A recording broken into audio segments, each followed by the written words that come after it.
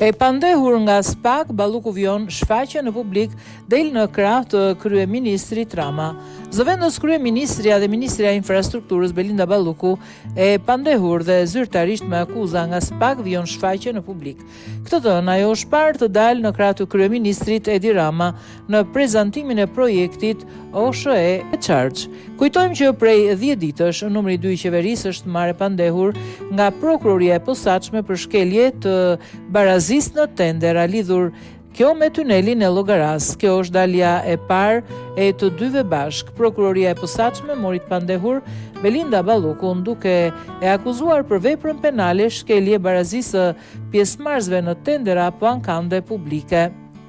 Sipas SPAK, deri në këtë fazë të hetimeve paraprake faktet penale, objekt akuze në ngarkim të pandehurës Belinda Balluku kanë të bëjnë me veprimet e saj në cilësinë e ministrit të infrastrukturës dhe energjisë për njërën nga procedurat e prokurimit.